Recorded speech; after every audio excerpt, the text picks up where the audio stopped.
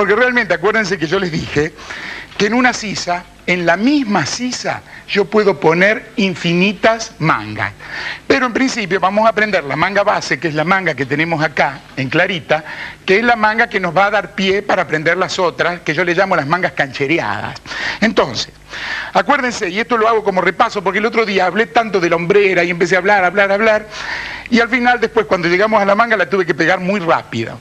Entonces, recuerden que hacíamos un piquete donde hacíamos esa división, ¿se acuerdan? De la diagonal de la manga, hacíamos una marquita en el centro, y ese va a ser el piquete, uno de los piquetes de aplomo de la manga. Luego, acuérdense siempre que el delantero de la manga es más cavado que el trasero. Otra cosa que aprendimos, que le íbamos a dar altura de copa de acuerdo al tipo de tela con la que íbamos a trabajar. Es decir, yo acá tengo una copa mínima para telas muy finitas, y a medida que le voy dando más copa, tengo más centímetros para embeber que corresponden a telas más gruesas. Acá tendríamos una tela una tela de camisa, puede ser una seda. Acá tendríamos, por ejemplo, una tela de un vestidito yaqui. Acá tendríamos un blazer, acá tendríamos un tapado, por ejemplo. Entonces, fíjense, este piquete se suele hacer por convención en el delantero de las mangas. Esta es una indicación que se hace a veces en los talleres. Siempre que aparece este piquete es para marcarle a la costurera que esto es el delantero de la manga. Entonces, fíjense que yo dibujé un piquete y tomo el delantero, y también cuando yo voy a dibujar, mido como si cosiera, sin estirar, y también en el molde del delantero yo dibujo ese mismo piquete. Y por supuesto en la espalda, a la misma medida, acá en este caso me queda del revés, pero voy a tener también este piquete de aplomo. Y este piquete que yo le enseñé acá arriba es el piquete del hombro. Fíjense que ahora es muy fácil coser una manga, porque yo tengo la manga ya cerrada. Acuérdense lo que yo le enseñé del chorizo, que había que pegarlo apenas estiradito para lograr este embebido. El chorizo es muy piola, digamos, usarlo cuando la prenda tiene forro. Es decir, cuando yo voy a hacer un vestido yaqui, cuando voy a hacer un saco, en la sastrería se usa siempre. No siempre en camisería lo podemos usar. A veces en camisería tenemos que optar por este chorizo, no usarlo, porque fíjense que es una piecita que queda sin sulfilán. Entonces, pero toda prenda que lleve forro, esta es una pieza realmente muy importante en el pegado de la manga. Entonces, yo ya empecé con el corpiño, con el cuerpo. Siempre estoy trabajando con el cuerpo base, que sería la estructura del vestido yaqui. Por suerte, tenemos la suerte de que ahora la moda es muy básica, es muy el molde base. Entonces, fíjense, yo siempre que voy a pegar una manga, hago esto, hago coincidir costura con costura, y puedo ayudarme con alfileres, y hago coincidir los dos piquetes que yo ya dibujé. ¿Está? El piquete del delantero. Es muy importante que esta parte de la manga, tanto de la manga como de la sisa, esta partecita queda al bies.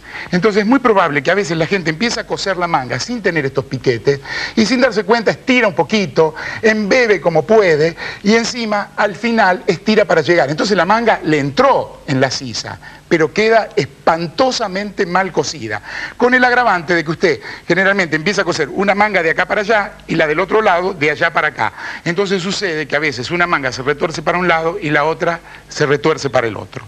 Entonces fíjense, muy importante que en todo este recorrido de piquete a piquete, de piquete a piquete en el cuerpo, ¿no es cierto?, que todo ese recorrido no se estire ninguna de las dos piezas. Es decir, acá ya lo podemos hilvanar o a veces coser directamente. Yo estoy muy acostumbrado a la costura industrial, y en la costura industrial se hilvana poco y nada, no existe el punto flojo, por ejemplo. A veces con la ayuda de dos alfileres pegamos una manga o pegamos un cierre de un pantalón. A veces incluso yo les voy a enseñar, por ejemplo, más adelante, cuando hagamos el cuello camisa, cómo pegar un cuello camisa únicamente con dos alfileres, sin hilvanar. Es decir, un poco son los secretos de la costura industrial.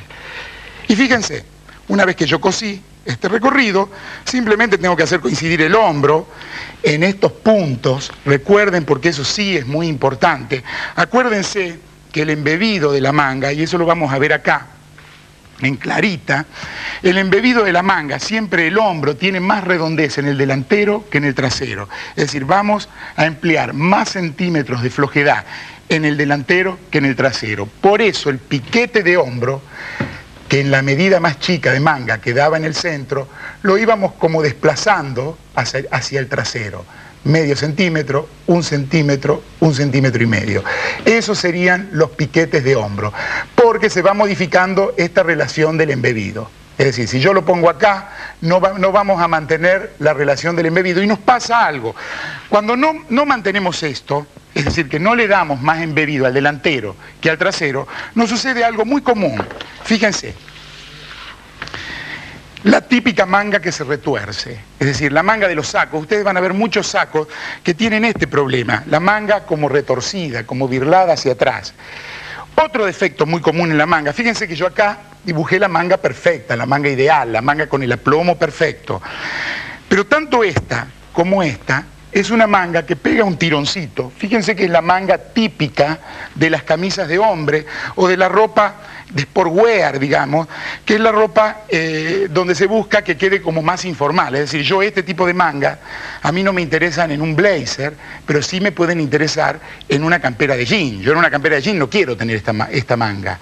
Quiero tener justamente una manga que haga plieguecito, que tenga una onda más informal. Entonces, ¿qué pasa? Cuando me hace este defecto, lo que me está pidiendo es más altura de copa. Es decir, este es el defecto típico de una manga que no tiene la suficiente altura de copa. Y ahí es donde yo les decía que en la misma sisa yo puedo poner varias mangas. Y atención con esto. La manga con caída sastre, que sería esta, es una manga siempre adherente, es una manga que va como al cuerpo. Si yo quiero ganar en amplitud, forzosamente voy a perder en caída de la manga. No existe la manga ancha, escúchenme bien, no existe la manga ancha con caída sastre. Por eso si ustedes se fijan en los pilotos, nosotros en los pilotos a veces requerimos que tengan una manga amplia. No existe el piloto con la manga con caída sastre. El piloto siempre va a hacer estos plieguecitos. Es decir, va a ser una manga que siempre va a pegar tirones porque justamente yo quiero ganar en amplitud.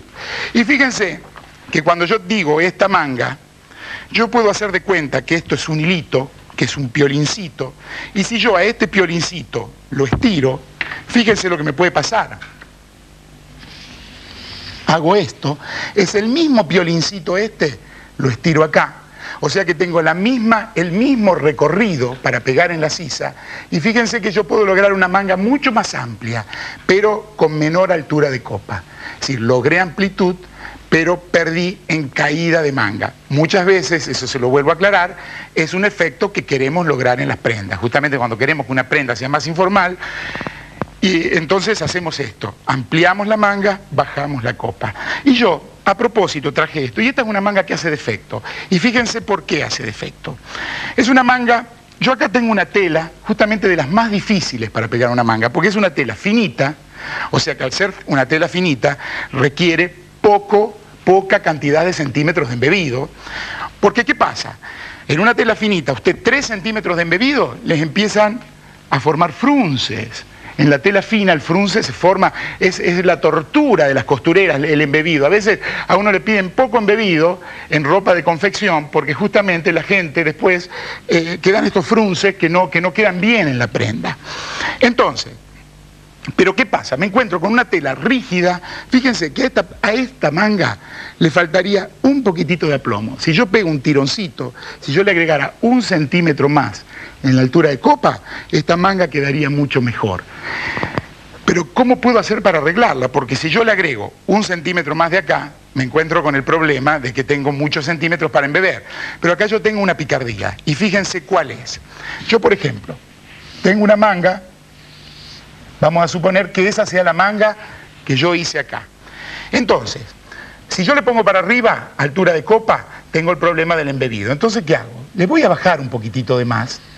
Y ustedes me dicen, sí, pero acá se agranda. Pero también, como yo estoy trabajando con una manga que tiene suficiente flojedad, puedo tener la picardía de eso sacárselo de costado. Es decir, hacer una manga un poquitito más angosta, pero con un poquito de más de altura de copa. De esa manera yo lograría acá en esta tela una manga perfecta. Yo creo que con mangas, a mí me gustaría que me escriban y me cuenten cómo les fue con la manga, cómo la ven pegada, qué problemas tienen, qué defectos le ven a la manga, porque yo desde acá se lo puedo solucionar. Y hablando de gente que me escribe, me escribió Ana María de Caballito, que me está viendo, que graba los programas. Ahora bárbaro, Ana María, porque vamos a estar los martes, nos vamos a ver todos los martes acá en Puntos y Puntadas. Y Ana María me pide un consejo, está embarazada. Ana María quedó embarazada en enero y se quiere arreglar, se lo quiero contar rápido porque tengo poquito tiempo, y tiene problema con el pantalón de embarazada, no sabe cómo resolverlo. Y realmente me dice que no quiere esos botones, esos pantalones como antiguos, que tienen pedazos de telas de punto. Entonces a Ana María le digo que si ella tiene una base de pantalón, que este es el tiro del pantalón, en el delantero, el trasero no tocarlo, en el delantero hay que darle 4 centímetros para formar la redondez del vientre y 4 centímetros hacia arriba. 4 centímetros hacia arriba y 4 centímetros formando la redondez del vientre. Esto mismo yo se los voy a enseñar cuando hagamos pantalones de gordita, para talles especiales. Por hoy no les cuento más de pantalones, los dejo con Iliana, los despido hasta el martes que viene y nos vemos, y vamos a empezar con camisería, ya para aplicar todo lo que aprendimos, vamos a empezar con camisería. Hasta la semana que viene, chao. Bueno, Hermenegildo les dio la primicia. Ustedes van a poder escuchar sus clases todos los